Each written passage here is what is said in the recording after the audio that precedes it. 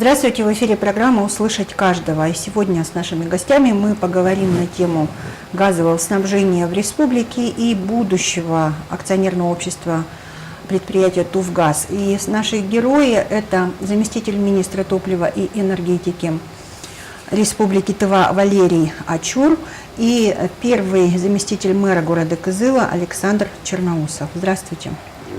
Здравствуйте. И сегодня у нас принимает участие в разговоре внешний управляющий акционерного общества «Туфгаз» Александр Григорьевич Разуваев. У меня сразу к нему вопрос. Сколько на сегодня работников на предприятии и какова ситуация с выплатой заработной платы? Насколько мне известно, были задержки заработной платы? Значит, дело обстоит так. Работает 67 человек. Задолженность людям была вчера выплачена только за август. Настоящая задолженность в настоящее время около 3 миллионов. Это сентябрь, октябрь, ноябрь. Примерно такая же задолженность поставщикам за газ, которая сложилась за предыдущие периоды. Но принято решение от всех вырученных денег, которые удастся получить предприятию, 50 направить на погашение заработной платы, 50 на закуп газа и дальнейшие расчеты для существования предприятия. Значит, мною принято решение, чтобы обратиться к властям, это Топэнерго и город, для того, чтобы был найден другой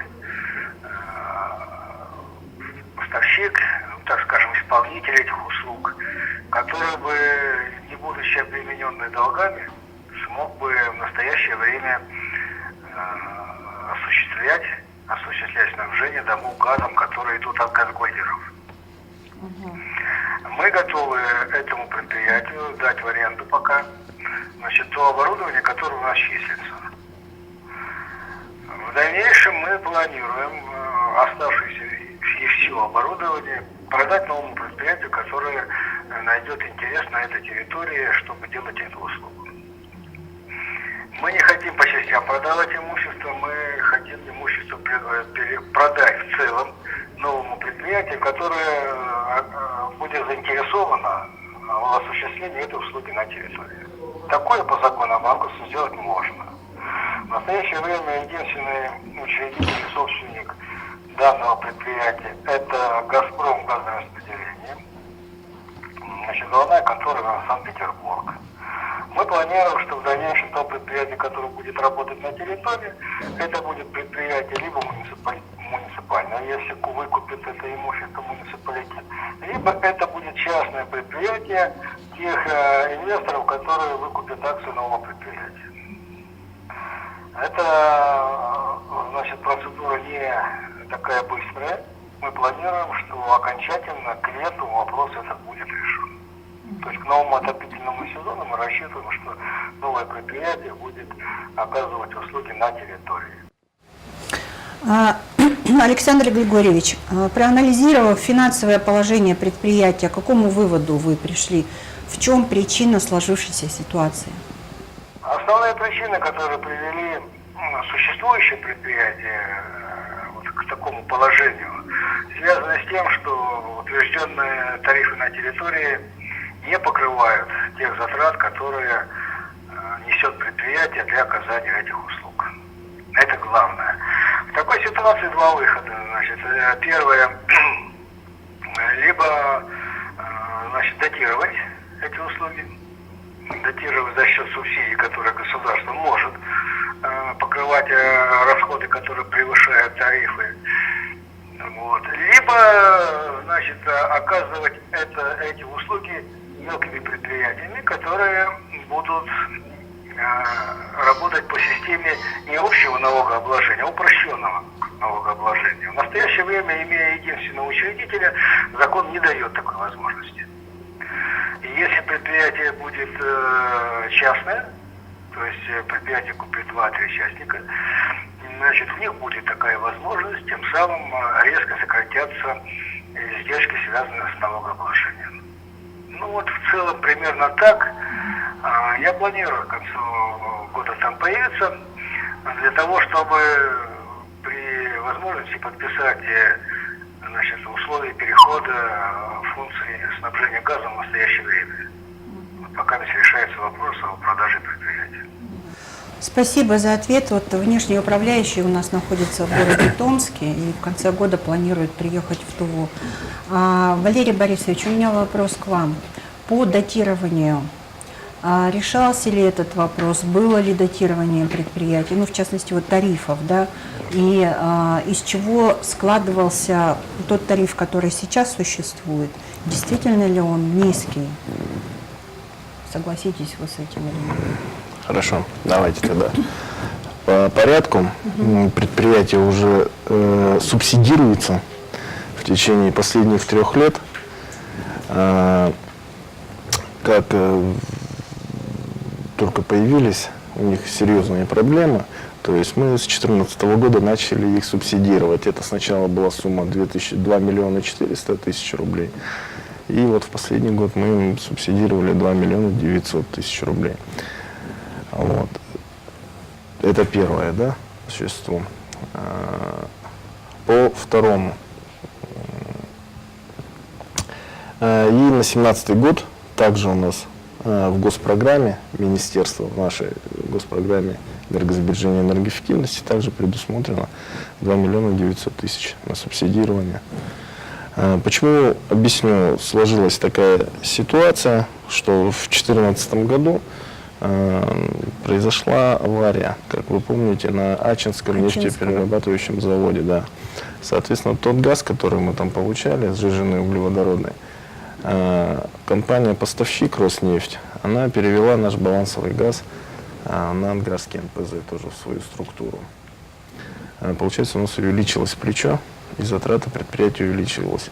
Учитывая это, причем при том, что у нас в 2014 году не заложены были эти деньги.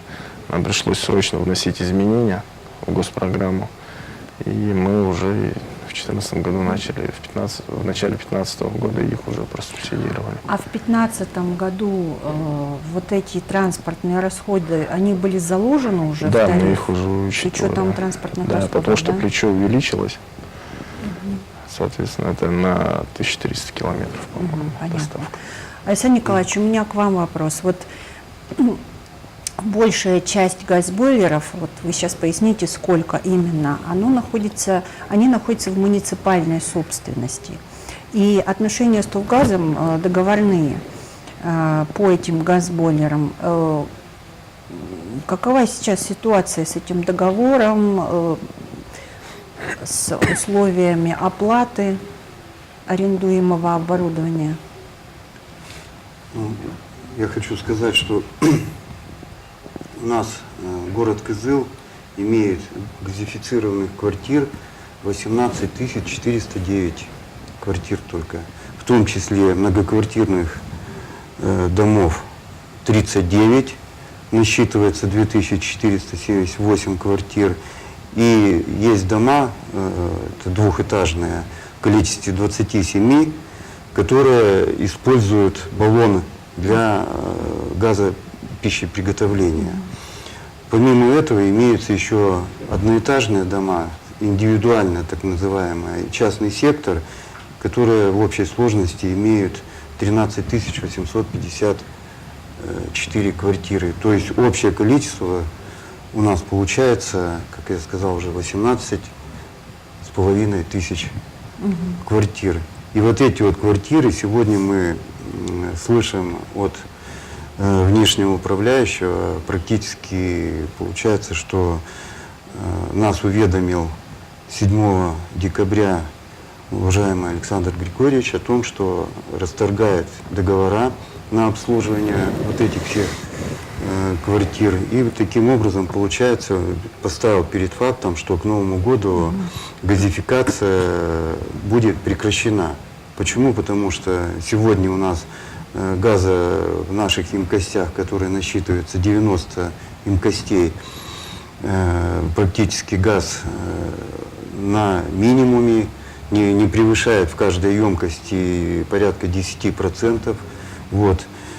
И сегодня мы уже наблюдаем такую картину, что даже тот газ, который мы договаривались и получили его с Омска, он уже заканчивается, и нет дополнительно так называемого вливания. Отсюда, значит, ситуация усложняется. Сегодня к газоснабжению все подключены? Сегодня, к сожалению, 9 домов уже отключены. Буквально вот последние 2 дня отключились по одному дому.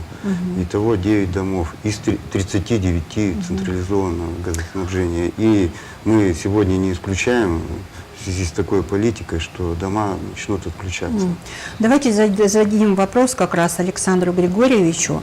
16 января заканчивается срок аренды газбойлеров, которые находятся в муниципальной собственности. Почему Туфгаз принял решение о расторжении договора аренды газбойлеров? Да, действительно, газгольдер основная часть находится в собственности города. Ну, грубо говоря, по-моему, 13 газгольдеров, а у нас только 4.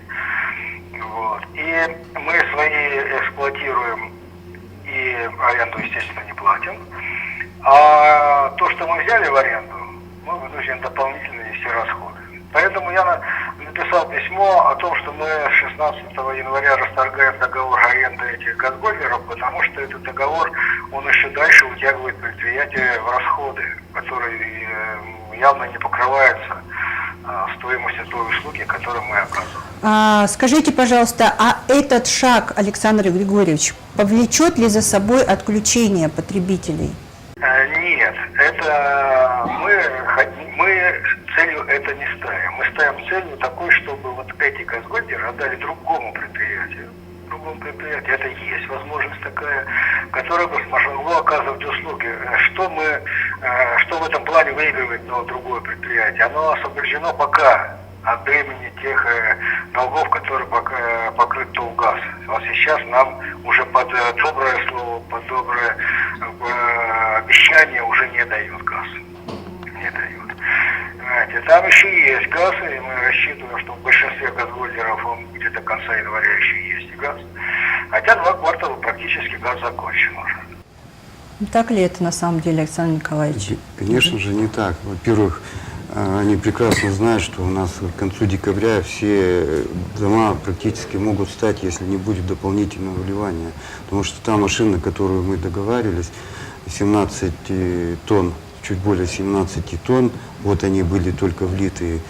И, конечно, если месячные затраты у нас порядка 17 тонн и есть, то к концу вот этого месяца, а тем более мы подходим к празднованию, все будут максимально готовить к Новому году, пищеприготовление будет, и, конечно же, это будет практически очень сложный период. Скажите, пожалуйста, сейчас сжиженный газ, он поставляется откуда? С Минусинска? Сжиженный газ мы берем брали с нескольких потребителей. Это из Томска брали, фирма такая, Газойл есть. Вот, последний раз мы получали с Омска, «Вектор» компания. И есть у нас еще более близкий потребитель, «Крайгаз»,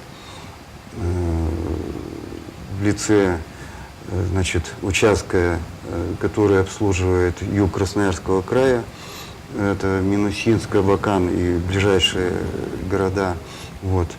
Но в связи с тем, что Туфгаз задолжал порядка 1 600 000, то они Крайгаза уже не обслуживаются Крайгазом, поэтому они находят других клиентов. В последнее время они в лице Газойла, который дает Туфгазу газ под реализацию на 10 дней. И вот они таким вот образом сейчас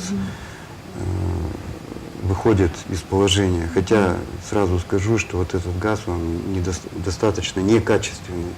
Вот, поэтому мы не рекомендуем его, ранее не рекомендовали его для централизованного газоснабжения в связи с тем, что особенно в зимний период, потому что там количество пропана, который нужен в большем количестве зимой, чем бутана, его там недостаточно. Вот. Поэтому вот несколько вот этих вот компаний поставляли газ в течение вот всего периода. Начиная с 2014 года Министерство топлива и энергетики буквально в ручном режиме вел это предприятие, да, и отслеживал его состояние, отслеживал как отношения с потребителями, да, как поставляется газ. Как вы считаете, есть ли будущее у предприятия, нужно ли оно республике? Действительно ли оно такое стратегическое, или сейчас проще перейти на электроснабжение вот тем потребителям, которые сегодня подключены к газоснабжению? Есть ли вообще такая возможность? Какие выходы, какие перспективы вы видите? Ну, начнем по порядку, да, то есть, да, мы действительно с 2014 года практически в ежедневном режиме с ними отрабатываем, то есть, во всяком случае, до 7 числа нам информация еженедельная, иногда 2 раза в неделю поступала о количестве прихода, какой объем газа пришел в республику, чуть ли не номер машины, номер водителя сотовый был. Мы отслеживали, какая реализация была, реализация его, сколько они закачали в групповые установки, так называемые газбойлерные, сколько они закачали в баллонах. Потребность у республики очень большая в сжиженном углеводородном газе. Далеко ходить за примером не надо. Если ТУВГАЗ старается как можно быстрее реализовать газ в баллонах, это все-таки как заправка АЗС. Это ты сходил в магазин, купил, отдал денег, забрал хлеб. То есть утром деньги, вечером стулья, да? То, допустим, вот эти вот 17 тонн, которые машина приезжает, 17 тонн, буквально за несколько дней распродаются. То есть оборот можно сделать. Здесь я повторюсь в том плане, что правильно сказал Разуваев Александр Григорьевич, что сегодня тот режим налогообложения, который находится в предприятии, на том режиме, который находится, она не позволяет ему немножко развиться. То есть НДС, налог на имущество, оно немного тянет его назад. Хотя, я еще раз вот повторюсь, что мы в 2014 году начали их датировать, да, субсидировать. И в 2015 году все-таки мы добились того, чтобы служба по тарифам им поставила более-менее достаточно обоснованную цену на тарифы, на реализацию газа. Но вот эта вот система налогообложения, она не позволяет немножко встать предприятию на ноги. То есть зафиксировав вот эту вот определенную задолженность, мы вот шли вот год-два вот так вот, практически по нулям. То есть не наращивая там особо большие долги по налогам, по зарплате.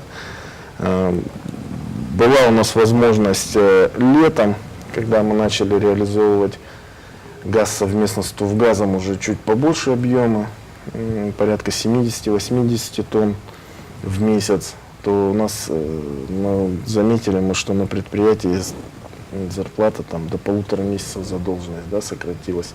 Вот.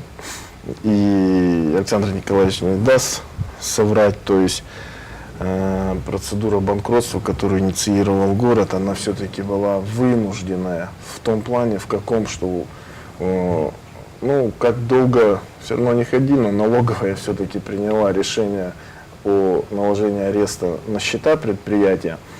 То есть, чтобы вести операционную деятельность какую-то, все-таки мы совместно с городом решили, что из-за каких-то там 500 тысяч кредиторской задолженности предприятие Дортехсервис, она подаст иск на банкротство, тем самым мы открываем счета для операционной деятельности. Вот в таком режиме мы с февраля месяца и работали, и по сей день работаем. Перспектива есть у предприятия, и весь дежурный аварийный персонал тоже перейдет туда работать с ТУВГАЗом. Скажите, Александр Николаевич, что за предприятие вы готовите? Что это будут за специалисты? Ну, мы, конечно, противники были того, что вот так вот внешний управляющий пришел только и сразу решил все сделать расторжение, направил уведомление как в мэрию, так и по управляющим компаниям, которых 8 компаний, у которых на обслуживании имеется вот эти вот все 39 многоквартирных домов. И перед фактом поставили, что все, мы расторгаем, а дальше сами как хотите, так и будьте. Поэтому в настоящее время вынуждены находить, значит, выходить из положения каким вот образом. Единственное, что можем сделать, это вот передать одному из наших МУПов вот эти все, так сказать, газголерные, все, как сказано было, 17 газголерных, это тоже, газголер это несколько емкостей, всего 90 емкостей, вот 17 газголеров. Это подземные емкости. Вот, мы вынуждены передать их все. Надо не забывать, что все-таки это газовое хозяйство. По России мы смотрим, что и взрывы бывают, и с различными последствиями. Поэтому тут я считаю, что вот внешний управляющий поторопился с этим. Мы согласны, что мы к этому, в общем-то, и шли по передаче, но надо это сделать постепенно, надо обучить персонал, получить ту же самую лицензию. Вот, потому что без лицензии ни один, ни МУП, ни другая компания, она не сможет. А у нас, мы знаем, сегодня в республике имеет лицензию только единственный ТУВГАЗ. Вот. Поэтому мы вот сейчас над этим плотно работаем, как бы с другими компаниями. Александр Николаевич, а сегодня возможно перевести эти дома, которые газифицированы, на электроснабжение? Расчеты Этим какие-то вопросом мы проводились? занимались 3 года назад. Значит, был заключен договор с абаканской компанией, которая обследовала все наши дома. Эта компания приезжала, во-первых, обследовала, разделила все дома по группам, значит, проверила возможности, мощности трансформаторных подстанций, изучила, какие коммуникации подходят, электрокабельные, внутрянку просмотрела и, в общем-то, после всех этих обследований дала такой вердикт, что для того, чтобы перевести на электропищеприготовление, потребуются немалые средства. Даже смету предоставила более 100 миллионов рублей. 104 миллиона потребуется для того, чтобы перевести. Что туда входит? Ну, прежде всего, раньше таких требований не было. Это на каждой подстанции необходим дополнительный трансформатор. Это значит, на сколько у нас трансформаторов каждый надо поставить. Потом произвести там, где недостаточно сечения кабеля, замену электрического кабеля наружную. И также провести работы по внутренней замене проводки. Вот этих денег 104 миллиона, конечно же, мы сегодня вот так вот сходу, конечно же, не найдем. И вот ситуация сегодня складывается такая, что нам придется, как бы мы ни хотели перейти, нам придется в любом случае сейчас решать вопросы по газоснабжению централизованному. У нас такие вопросы поступили через нашу группу, да, ВКонтакте. Вот Чайнеш Тюлюш, она спрашивает, а как будет поставляться в районы нашей республики газ? Остро стоит вопрос в труднодоступных стойбищах чабанов. Я бы хотела, чтобы наша республика была газифицирована полностью, чтобы сохранить наши леса, чистоту природы. Ну, такой вопрос. Я бы тоже хотел, чтобы они оставались чистые и непритронные. Но насколько газифицирован наш город, мы уже ответили, да, то есть повторяться не будем.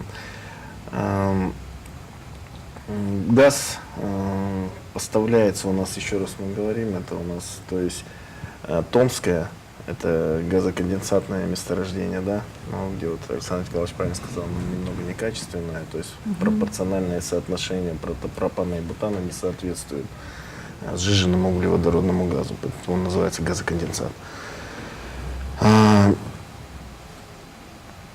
Газ будет поставляться, потому что если даже вот так вот мы смотрим, то есть новый у нас внешний управляющий, он действительно решил сбросить тот балласт в виде городского хозяйства, да, где требуется порядка 35 тонн газа, только чтобы он, сейчас расскажу, вот допустим, газгольдерная, чтобы газ поднялся, нам надо вот такой вот уровень. Но чтобы он поднялся, то есть вот, нам надо где-то процентов 30.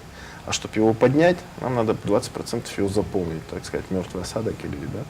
То есть, если ежемесячное потребление тонн 12 газа, то там должно находиться тонн 30 где-то. Вот так вот примерно. То есть, конечно, со стороны, с экономической точки зрения, он как бизнесмен, да, получается, как экономист, действительно, ему экономически нецелесообразно замораживать эти деньги. Если мы на тариф умножаем, он замораживает, получается, предприятие 1 700 000, примерно где-то денег замораживает, да, рублей. Ему экономически не целью. Ему, конечно, выгоднее работать, как я вам объяснил. Вот баллон пришел, денежку давай, баллон получи. Так они быстро зарабатывают. Я вам сразу скажу. В Сумоны, в дальние тоже завозится. В некоторых в отдаленных там работают предприниматели. Так, например, мы в этом году помогли в Теле. На Дургене, на молодежном форуме обратился молодой человек, индивидуальный предприниматель, и попросился, говорит, помогите как-нибудь нам в Теле реализовать газ, потому что газ покупаем с Агдавурака. Тулгаз тогда навстречу пошел, мы там выделили какие-то объемы для, скажем так, для стартапа. Ну, насколько мне известно, он до сих пор работает, так и продает газ. Ну, в чебанские стоянки, конечно, предприятие не будет завозить, это ему экономически нецелесообразно. У Туфгаза есть газовые склады в районных центрах. Ну и оттуда вот реализация и происходит. Давайте зададим вопрос Александру Григорьевичу и спросим, как он считает, есть ли перспектива развития газовой отрасли в Туве, или мы сегодня являемся очевидцами похорон предприятия? Вот в будущем услуга газовая, она просто необходима на территории, и она в любом случае останется. Только как это будет решаться технически, я бы, принимая такое решение, значит, может оно и резкое в какой-то степени, но оно понуждает к каким-то действиям. Иначе мы вот своим бездействием довели предприятие до того, что она практически всем пообещала, значит, и завезло, и все, больше ему не верят, ему ни килограмма не дадут. Вот этим было вызвано, значит, мое решение, и это решение до 16 числа мы говорим, давайте найдем вариант, как решить эту ситуацию. Я готов пойти на любые законные меры для того, чтобы сохранить вот эту значимую услугу на территории. Она в любом случае сохранится. Другого выхода у нас нет. Только будет услуга указывать другое предприятие. А по каким тарифам и расценкам, вот здесь надо разговаривать, договариваться, для того, чтобы мы новое предприятие не угробили через 3-4 месяца, понимаете?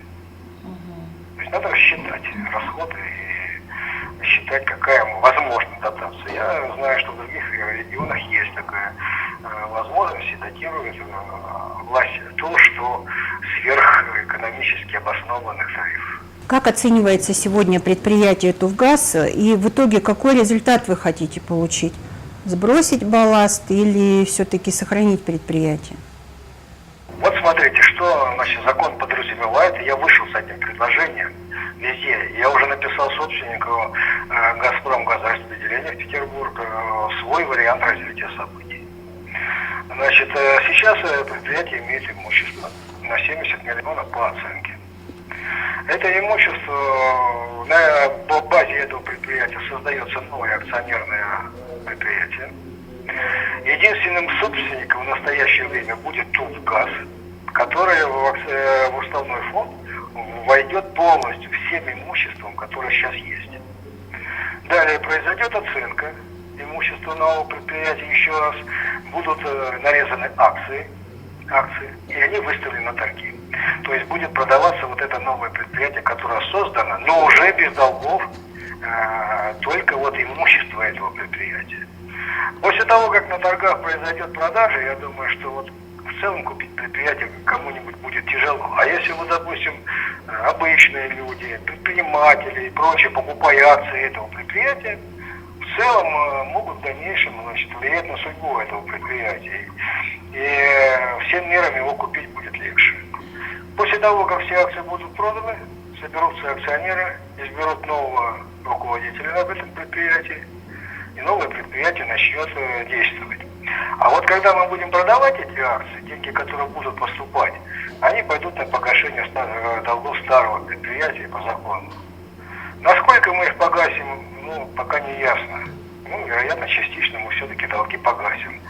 И то предприятие, то УГАЗ, после того, как заработает новое предприятие, значит, прикажет долго жить, так скажем.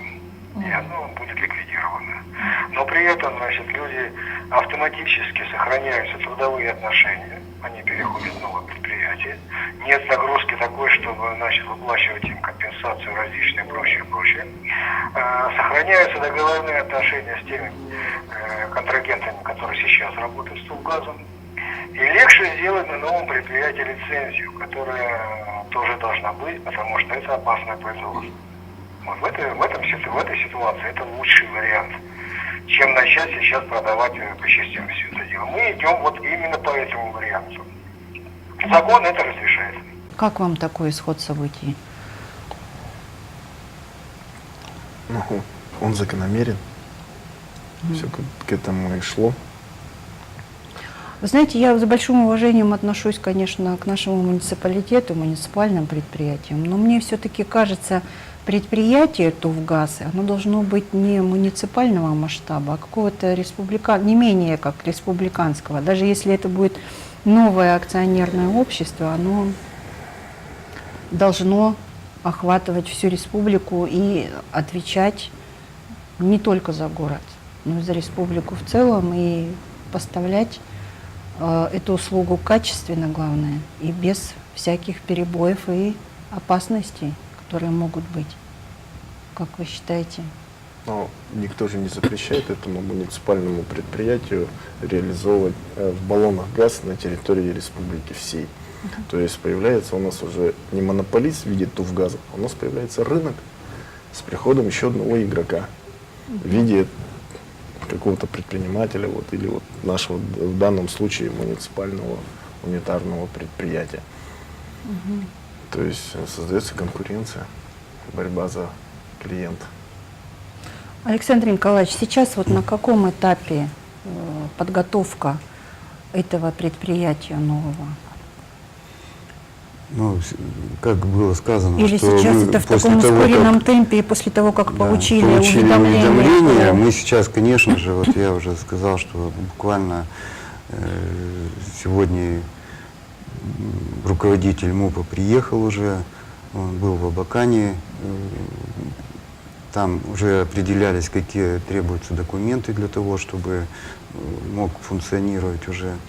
Вот, и поэтому мы также вышли на Крайгаз, вышли с просьбой рассмотреть возможность выделения сейчас газа, потому что останавливать нам бы очень не хотелось бы, вот, чтобы горожане все-таки получали централизованный газ.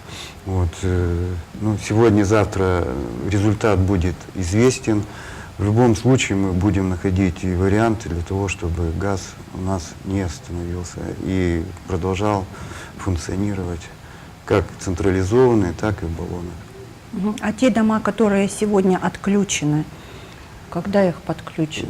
Вот стараемся сейчас договориться, чтобы нам уже начали осуществлять поставку на своем транспорте. И мы тут уже будем совместно все же с Тувгазом, потому что специализированное предприятие, будем уже заниматься развозом по кварталам, так называемым, по газгойлерам, для заполнения и запуска этих домов. Еще хочу задать вопрос нашего подписчика, не могу не задать. Он затрагивает очень важный вопрос. Я задам его вам, Валерий Борисович. Возможно ли переоборудовать ТЭЦ на газовое отопление? Дешевле ли будет газ, чем уголь? И возможно ли такое сделать? Конечно, все возможно. Будет ли дешевле, да? Но будет ли дешевле? Ну, все зависит у нас от того, что, во-первых, чтобы он был дешевле, это нам нужен природный газ. Природный газ, вы знаете, у нас ближайший сейчас это у нас идет газопровод Алтай на Китай, да?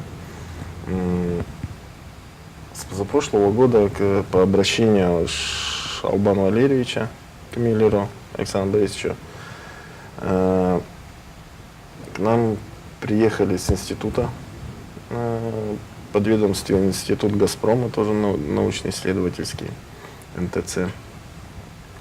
Они сейчас, мы вместе с ними корректируем генеральную схему газоснабжения.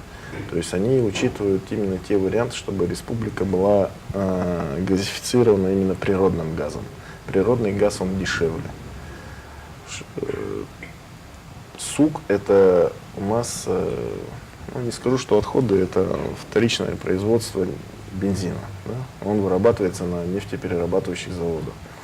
Давайте откроем, какие перспективы открываются Туве с приходом природного газа в Туву. Это же широчайшие возможности. Ну да, это в первую очередь для экологии большой плюс. Раз. Это создание еще дополнительных рабочих мест. Это два. Ну и газификация страны – это тоже один из приоритетных направлений руководства государства, чтобы республика была газифицирована все-таки. А есть ли возможность вообще действительно поставить в Туву природный газ? Мы Или будем это пока добиваться. только намерение, на уровне намерения? Но сначала все с намерений начинается. Мгм. То есть, чтобы протащить трубы, это все-таки тоже колоссальные деньги.